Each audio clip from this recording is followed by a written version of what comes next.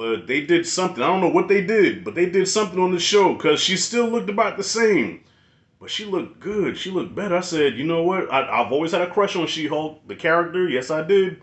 I don't give a fuck what y'all say. There are some animated characters that you find hot. Okay, for me, it's always been She-Hulk, Rogue from X-Men, who else? Jessica Rabbit, and Miss Incredible from Incredibles 2.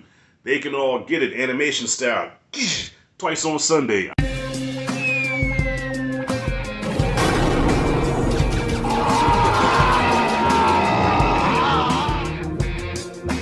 Alright, y'all, so the time has come. She-Hulk is dropped on Disney Plus, and almost against my will, I have to review it because if you've been following my channel, you know how passionate I am about the Incredible Hulk. He's my favorite comic book character. I got the tat on my arm and everything, if you can see that.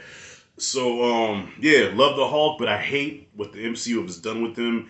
And when I saw the trailers, I lost my shit, my blood pressure went up, and I just knew I was going to hate this show. So here we go, y'all. Without further ado, I watched the first episode. And I will say that I didn't hate it.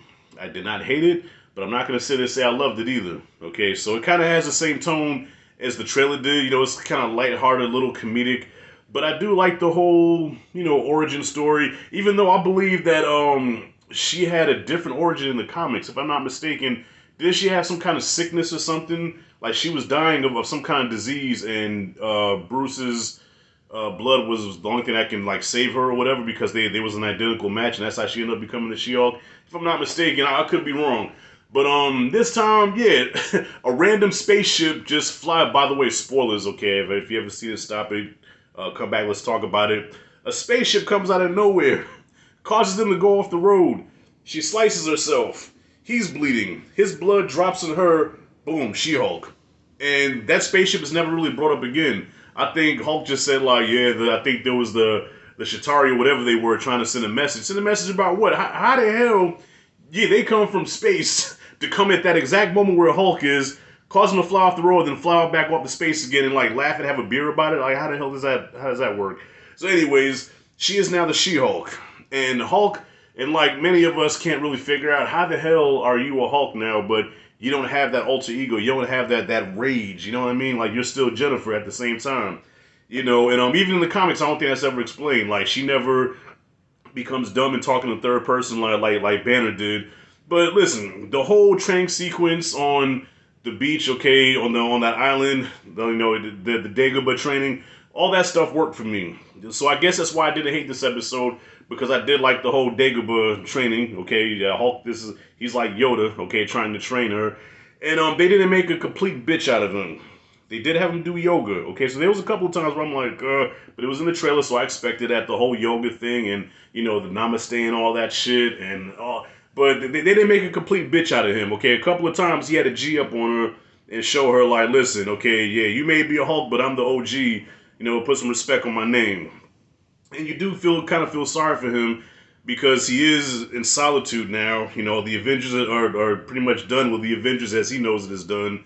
And, you know, Tony Stark, you know, you can tell he's still mourning Tony, which I thought was kind of weird. They had their initials engraved on the table, which is kind of sus a little bit, but, you know, I guess it's ultimate bromance. But anyways, you know, we'll see, he's mourning in, you know, about Tony and about Natasha. He's all alone, and she tells him that. She's like, dude, just because you're here by yourself, you have nothing, you have nobody, I don't want that life for myself. You know, I want to go back to the world where I'm somebody. And I'm like, come on, man. Like, did you have to do that? That was kind of harsh. Come on, like dial it back, man. That's your people's, man. That's your cousin. Chill out. But anyways, not to ramble on. Yeah, this episode was cool. Where it goes from here, I don't know, because I don't think we're gonna see Banner again. I don't think we're gonna see Hulk again. And by the way, yeah, very convenient writing, very convenient plot device to how his arm got fixed. Okay, so because it was something in her blood that miraculously cured his, like, fixed his arm. So now, yes, I'm cured. I can use both my limbs again. I guess that's their Marvel's way of compromising. I think they heard all the hate from Hulk fans. I think that they listened somewhat. They said, okay, we cannot give you your instrument of destruction like you want, at least not now. But we can come to some kind of compromise where we can at least give him his arm back.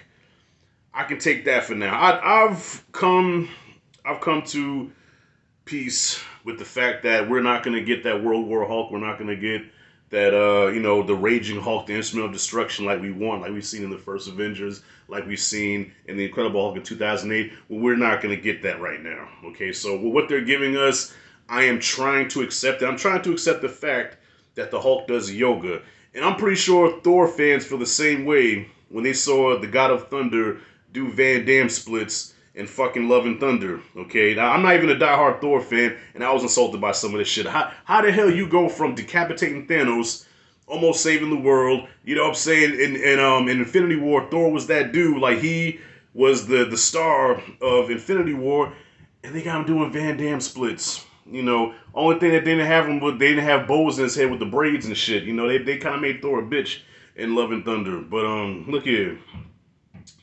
This episode was not bad, and I'm gonna be honest. Let me tell you something. One of the gripes that I had with the trailer was the CG. Now, I'm no CG expert like my boy Q Reviews, but the CG in the trailer was not very good. But they did something. I don't know what they did, but they did something on the show, because she still looked about the same. But she looked good. She looked better. I said, you know what? I've always had a crush on She-Hulk, the character. Yes, I did. I don't give a fuck what y'all say. There are some animated characters that you find hot. Okay, for me, it's always been She-Hulk, Rogue from X-Men, who else? Jessica Rabbit, and Miss Incredible from Incredibles 2. They can all get it, animation style. Twice on Sunday, alright? She-Hulk was always the bomb to me, so now seeing her live action, I said, ooh, CG, She-Hulk can get it. So I kind of want to tune in now just to see her, because she was hot. Goddamn. Rochelle, you thirsty? You goddamn right I'm thirsty. Shit, give me a drink. Anyways, cool episode. I'm not going to be reviewing every week, so this is probably just a one and done. I might do an end of the season recap, but so far, I'm not overly impressed by what I see, but it is watchable, and I did not fall asleep not one time. So that's a good thing. The show is promising. It has potential.